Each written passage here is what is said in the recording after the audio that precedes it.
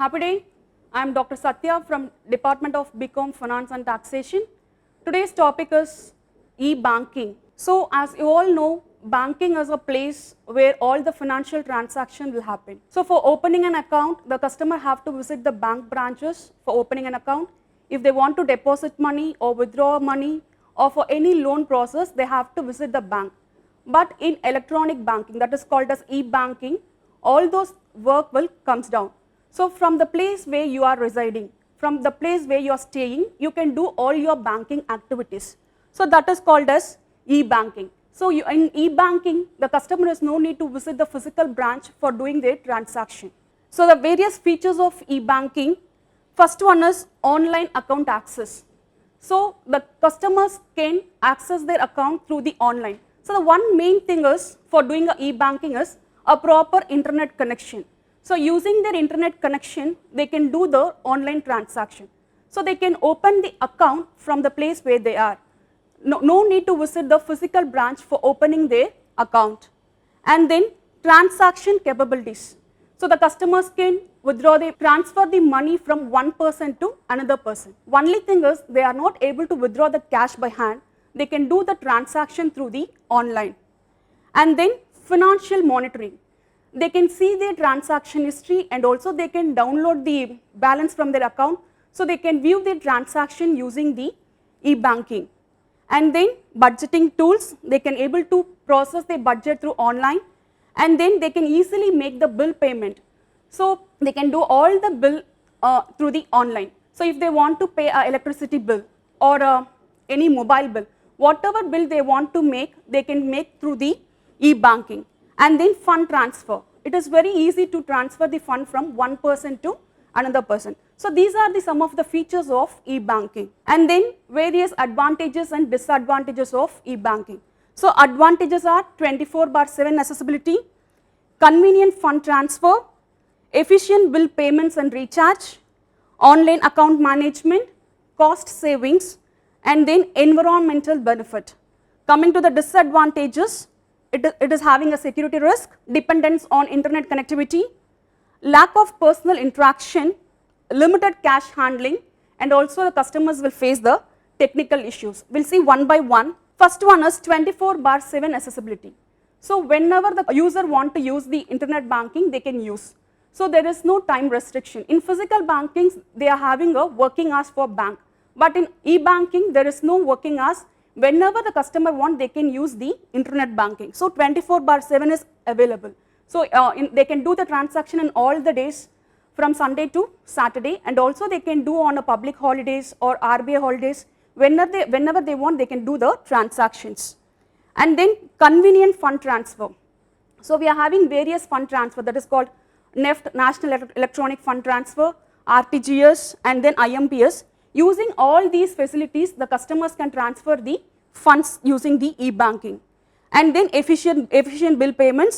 So they can use they can pay all the utility bills, and then credit card dues, they can recharge their mobile, they can do a recharge for the DTH.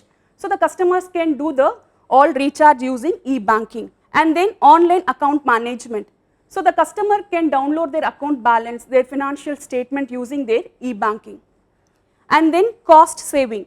So when the customer is using e-banking, there is no need to visit the physical branch. So it is reducing all the traveling costs and then all the extra expenses while using the e-banking. And also it reduces the paper transaction.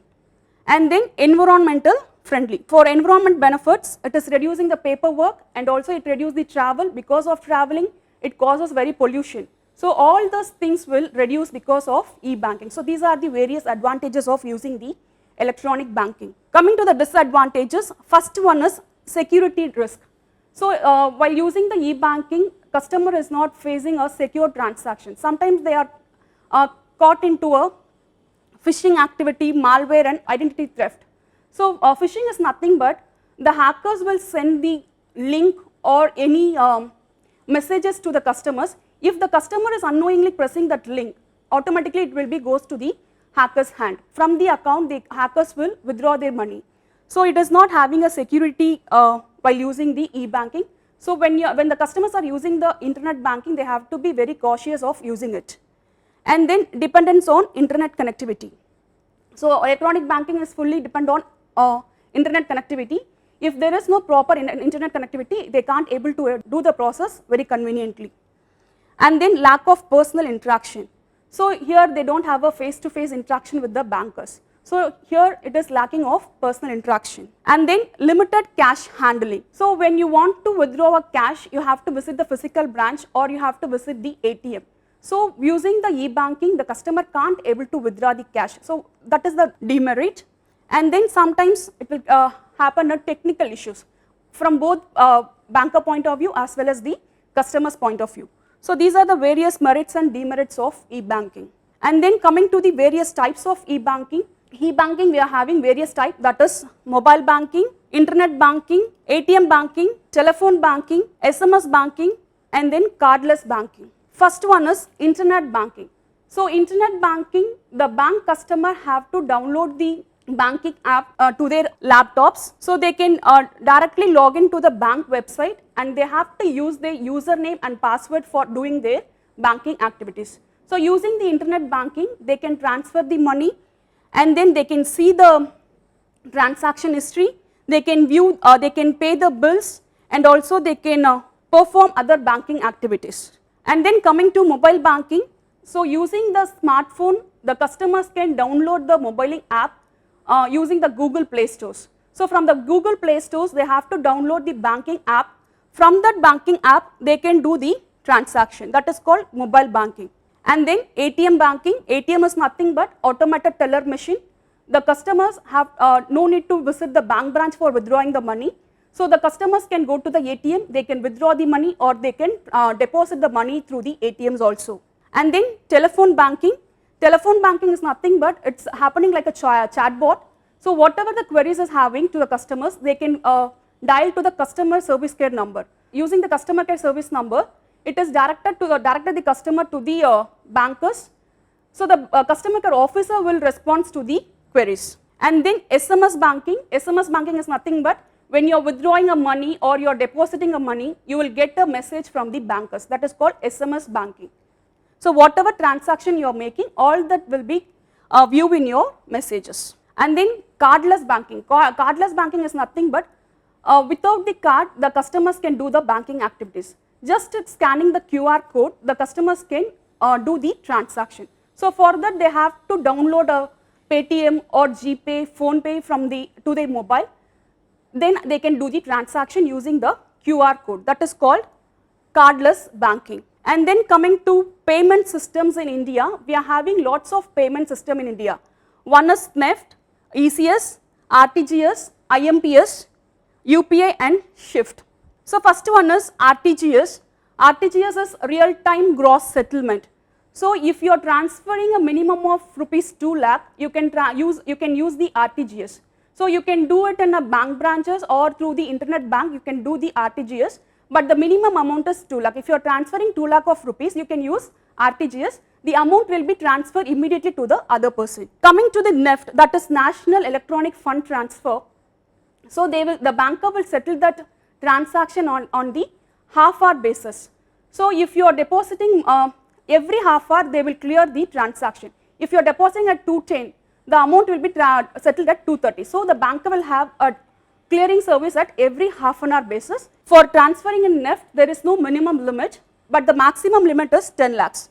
So in the same way, RTGS also, maximum limit is 10 lakh, minimum is 2 lakhs. And then ECS. ECS is electronic clearing system. So if it is automatically deducted from your bank account. If you are making any loan payment, so your bank account will be attached with the loan provider. So every month automatically the loan amount will be deducted from your bank account from the loan provider. So they can use ECS for a loan purpose and also for making a salaries to their employees, and then for paying any electricity, water bills, they can do the customers can use the ECS services. And then next one is IMPS, that is in immediate payment system. It was initiated by Srimati Shyamala Gopalan. She was the former deputy governor of RBI. So in addition to NEFT and RTGS, IMPS is immediately the amount will be transferred to the other party. So in NEFT, the clearing time will be half an hour, but in RTGS, the minimum amount is 2 lakh.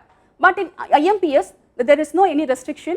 If you want to transfer the amount, it can be transferred immediately. So that is the one beauty of IMPS. So you can do the transaction whenever you want. It is access for 24/7 for 365 days. So it is not having any banking holidays or any government holidays, nothing will be applicable for this IMPS. And then coming to UPI. UPI is Unified Payment Interface.